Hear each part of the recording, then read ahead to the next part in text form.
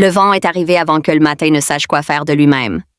J'étais debout pieds nus sur le porche, le café refroidissant entre mes paumes, regardant la faible brume se lever des champs.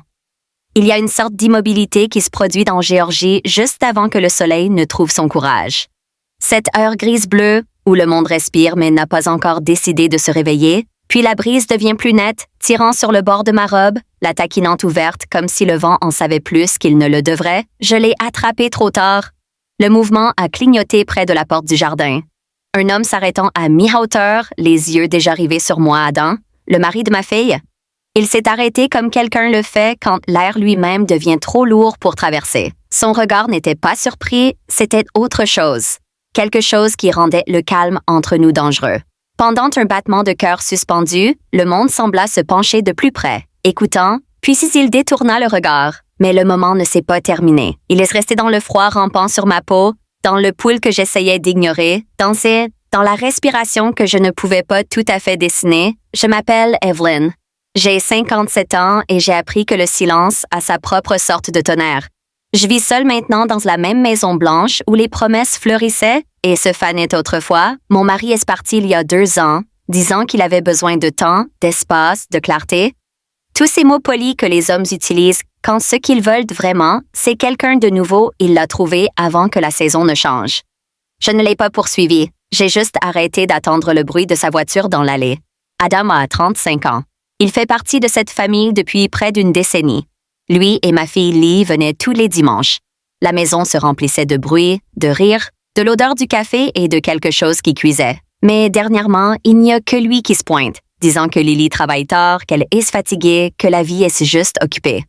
Je sais mieux, j'ai déjà vu ce vide, le genre qui s'installe derrière les yeux de quelqu'un qui prétend encore qu'il va bien. Ce matin-là, il a essayé de ne rien faire. « Bonjour Evelyn », dit-il en souriant comme si le mot lui-même pouvait défaire ce qui venait de se passer entre nous. « Tu es en avance », murmurai-je, serrant ma robe, prétendant que le monde n'avait pas bougé d'un pouce. Il a hésité. Lily a dit que la lumière du porche était éteinte. Je pensais que je le réparerais pour toi. Un mensonge, doux et délibéré. Je n'avais rien dit à Lily, mais je me suis quand même écartée. « Entre », j'ai dit.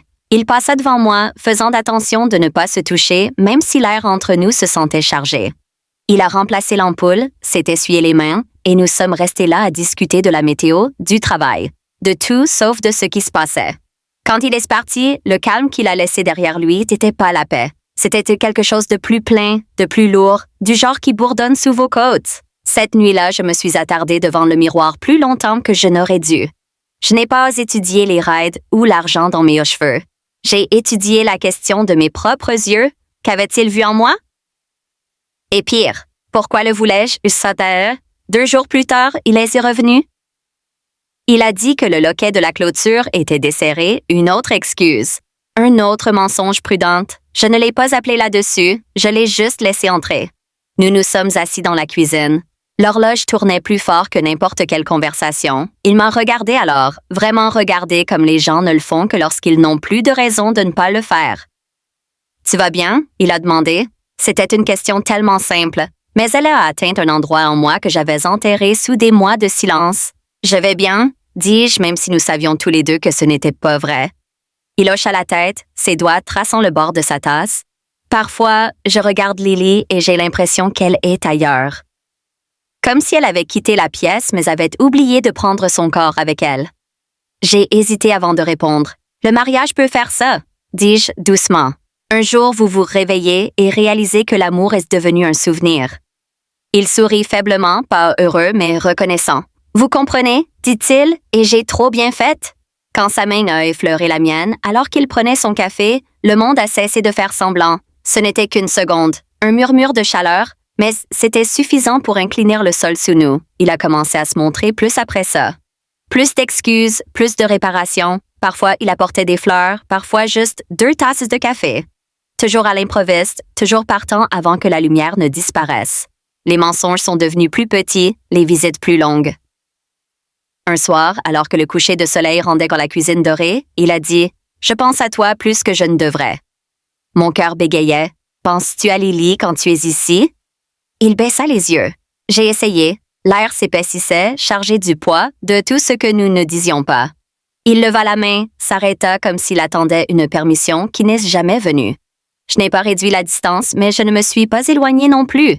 Parfois, la trahison ne commence pas par l'action, cela commence par la permission.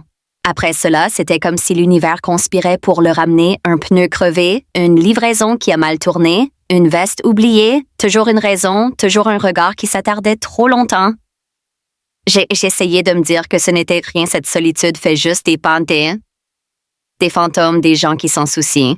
Mais la vérité était plus difficile. J'avais commencé à l'attendre. J'ai écouté ses pas sur le gravier, pour le coup doux qui est venu juste avant le coucher du soleil. Il a commencé à partager des choses qui m'ont assez bon qu'il n'aurait probablement pas dû.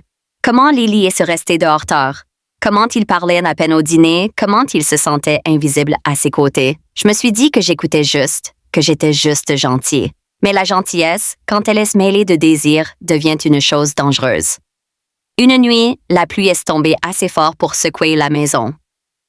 Il est arrivé trempé, les cheveux plâtrés sur le front, les yeux fous comme un homme fuyant quelque chose. La voiture est tombée en panne, a-t-il dit, la voix basse. Entrez, lui dis-je encore. Ces mots avaient commencé à avoir un goût différent sur ma langue. Il se tenait là dégoulinant dans la lumière de la cuisine, l'eau s'accumulant sur le carreau. Je lui ai tendu une serviette, nos doigts se sont touchés, c'était tout ce qu'il fallait. La tempête à l'extérieur a fait rage tandis qu'une autre a commencé à l'intérieur de moi. Nous n'avons pas parlé pendant un long moment, puis il s'approcha. Je pouvais entendre son cœur battre. Ou peut-être que c'était à moi. Il sentait la pluie et le regret. « Dites-moi de partir », murmura-t-il. Je ne pouvais pas. Quand ses lèvres ont rencontré les miennes, ce n'était pas doux. C'était le genre de baiser qui se souvient de chaque instant auquel tu essayais de ne pas penser. C'était la faim et le chagrin et quelque chose qui se sentait comme à la maison. Après, on n'a pas parlé. Il est parti avant l'aube, le bruit de son camion s'estompant dans la brume, je me tenais à la fenêtre, le ciel encore sombre, me sentant à la fois ruinée et vivante.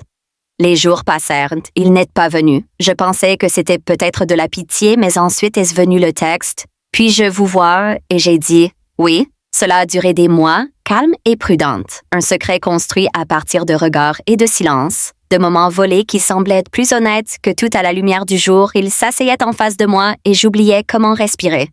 Il a dit qu'il n'avait jamais voulu que ça arrive, qu'il se sentait juste revu. Je n'ai pas demandé ce que cela m'a fait, mais les secrets ont une courte vie. Lily a appelé un après-midi, la voix tremblante. Adams a été distante, a-t-elle dit. Tu penses qu'il voit quelqu'un? Le monde semblait basculer. Pourquoi penserais-tu cela? Demandai-je, forçant ma voix à se stabiliser. Je ne sais pas, murmura-t-elle. Il me regardait comme il me regarde quand il parle de toi. Pendant un moment, je n'ai pas pu parler. Mes mains sont devenues froides autour du téléphone. Peut-être qu'il manque juste comment les choses étaient avant. Ai-je réussi? Peut-être, a-t-elle dit, même si aucun de nous n'y croyait. Cette nuit-là, j'ai attendu Adam. Quand il est arrivé, je ne lui ai pas offert de café. Je n'ai pas souri. Elle sait que quelque chose ne va pas, dis-je. Il fixa le sol. Je ne peux continuer à faire semblant. Alors non, lui ai-je dit, mais ne la détruis pas pour nous sauver. Il m'a regardé alors, vraiment regardé, et j'ai vu la vérité dans ses yeux. Quoi que ce soit, ça ne pouvait pas durer. Il est né de la solitude, pas de l'amour. J'aurais aimé te rencontrer en premier, dit-il calmement. Non, j'ai dit que si tu l'avais fait, tu ne m'aurais pas vu de la même façon. Il tendit la main vers moi une fois de plus, son toucher léger comme l'air, puis recula au revoir Evelyn. Il est parti sans se retourner. Je suis restée là longtemps après la fermeture de la porte, écoutant le vent se déplacer à travers les arbres, vers le ruisseau de la vieille maison comme il le comprenait. Le lendemain matin, j'ai versé mon café et suis montée sur le porche. L'air transportait ce même froid entre la nuit et le jour. Cette heure fragile où le monde est à moitié éveillé. Le vent soulevait mes cheveux, doux et familiers. J'ai fermé les yeux. Parfois, l'amour ne se brise pas avec le bruit. Parfois, il s'estompe doucement, comme l'aube volant les étoiles une à une. Et pourtant, dans ce calme, j'ai trouvé Katia. J'ai trouvé quelque chose d'inattendu. Pas de regret, pas de nostalgie, mais une sorte de paix. J'avais vécu trop longtemps dans un silence qui me faisait mal. Maintenant, j'apprenais le genre qui guérit.